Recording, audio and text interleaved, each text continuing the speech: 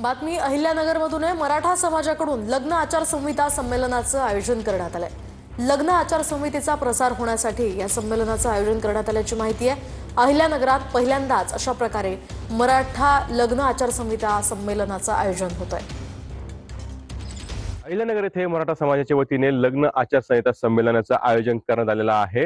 गेल्या काही दिवसांपूर्वी आपण बघितलं की पुणे येथे वैष्णवी हगवणे हिची आत्महत्या झाली होती आणि हुंडाबळीतूनच हा प्रकार घडला होता आणि त्यामुळं कुठेतरी आता मराठा समाजाने एकत्र येत आता लग्न आचारसंहिता संमेलनाचं आयोजन केलेलं आहे। या ठिकाणी लग्नासाठी अटी आणि शर्ती घालण्यात येणार आहे आणि त्याचा आज जो आहे तो इथं शपथ देखील घेण्यात येणार आहे आणि त्या पार्श्वभूमीवरती या लग्न आचारसंहितेचं आयोजन जे आहे ते करण्यात आलेलं आहे आणि सुकाणू समितीच्या वतीने या सगळ्या संमेलनाचं आयोजन जे आहे ते करण्यात येणार आहे। त्यामुळे आता इथून पुढे जे लग्न होईल त्या लग्नामध्ये हुंडा घ्यायचा की नाही घ्यायचा किंवा इतर ज्या कशा खर्च करायचा या नुसार आता आज जो आहे तो संमेलन चर्चा होऊन आज शपथ देखील घेण्यात येणार आहे।